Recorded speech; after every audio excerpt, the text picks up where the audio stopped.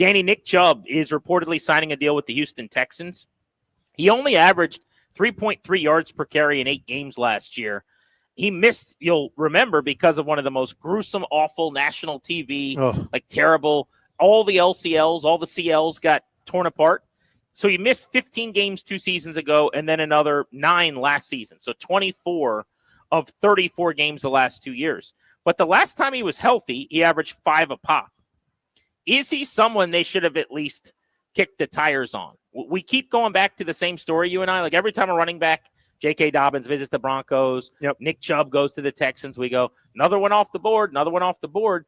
We're acting like they're supposed to be making these calls. They have no interest. They don't seem to care at all. They're like, why do you care if one went off the board? We've got Brian Robinson and Austin Eckler and Chris Rodriguez.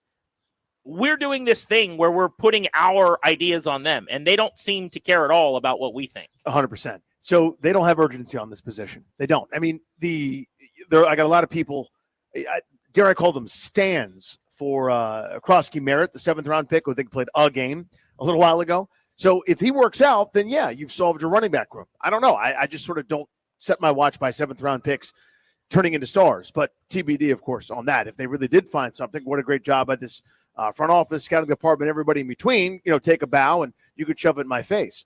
To me, this was a cheap, easy upgrade here just to improve that room. It doesn't mean I'm jettisoning Robinson for no reason. I'm keeping Austin Eckler around. He's valuable. To me, this was one of those, I would have added somebody for the times that Eckler's going to be down who might have a slightly larger role. I would have had somebody to take some of the carries, those early downs from Brian Robinson. I'm still going to keep him as my thumper. There is a role for that guy. I'm just not doing 250 carries to Brian Robinson. I won't do that anymore. Now, maybe there's some renaissance. Maybe it's the offensive line and the blocking will be better, and you'll see him all of a sudden have vision and have burst and have more wiggle. I don't know why blocking would do that, but maybe that's the case. But specific to Chubb, who's in the news here today, do we think he's got anything left? Like, whether Washington's in the running back game or not, which we've talked about ad nauseum, they're not. Is this a guy that more teams should have been interested in? I totally get the lack of interest when he has missed as many games as he has. And last year, he didn't look anything like Nick Chubb pre-injury. But, you add in his age. He's going to be 30 years old this football season. And I kind of file him away as I would bring him in at next to no money on an ultimate flyer, like you're the last guy in the room and we'll see what you got left contract. I don't know if we'll get the terms when he signs with the Texans. Is that what they're doing? Or, it seems to me like when I hear people talking about Nick Chubb, they go, he's still really good. He's better than Brian Robinson. You could bring him in as your starter. I think there are people like that out there that you could say that about, whether that's Dobbins or someone else. I'm not sure if I would put Chubb in that category.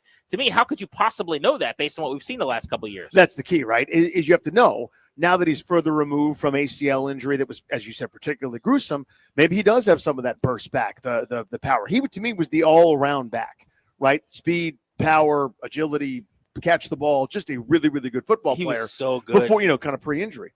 So I'm not winning a bidding war for Nick Chubb. I always think about guys like this where I go, I got to have it. I'll win the bidding war. I will pay the most because I'm desperate. If somebody else wants to offer him, hey, you'll be our starter, go. I'm just making up a number. Make $7 million this year. Okay, fairly well. But is he worth a call when he's hanging out for weeks at a time? Absolutely. Again, I think they missed the boat on this. Well, look, he signed with the Texans, who have Joe Mixon as their starter. They acquired him in a trade with the Bengals. He was good last year. They still have Dameon Pierce, who 2 seasons ago was their number one, who they drafted in the 4th round in 2022. They also drafted a running back in the 4th round, Woody Marks, who's going to make that roster and be a part of the team. So by him signing with Houston, it is a tell to me. There was not a starting job out there. Right. That's a good point. Probably wasn't even a number 2 job out there where you're making really good money. This is indicative of the fact that the market was pretty bleak. So I tend to believe that Washington was probably in lockstep with everybody else on just this. Not interested. Maybe it's either no interest or they said to him, hey, we're willing to bring you on at next to nothing and let you show us that you still got some football left in camp if you want to do that. But even if they offered that, you would think they would have been a better destination than Houston. That's kind of what the Texans are doing. Another airplane coming overhead, by the way. Except that the Texans have a starter and a really good number 2 and a drafted number 3 in the 4th round. So I would think if it's the same money-ish, same situation-ish Washington, Houston, you'd have rolled with Washington because there's a path to actually getting carries quicker, which tells me he wasn't even getting looks from the running back needy teams. For the Texans are kind of one of the few teams maybe that even called, because it's not a good place No, you're right. sign. It's not for a guy trying to reclaim his career. It is not a good place. It's actually to sign. a bad place. Yeah, I mean, this is one of those. A lot of dominoes have to fall, but if you don't have a lot of choices, maybe that's the kind of choice you make.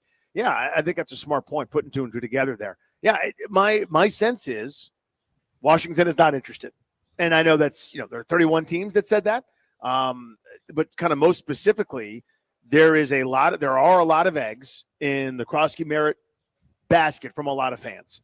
And I'm just one of those, I need to wait and see if this was a third-round running back or a guy that had all sorts of hype and energy around him. Maybe. If you're sold, because of that quote-unquote game tape that you watched in 2023, God bless you. I don't know. I will let things play out right there. But to me, this was one of those, you can go get Jeff Wilson. You can go get J.K. Dobbins for a guy to supplement that room, and you'd be better.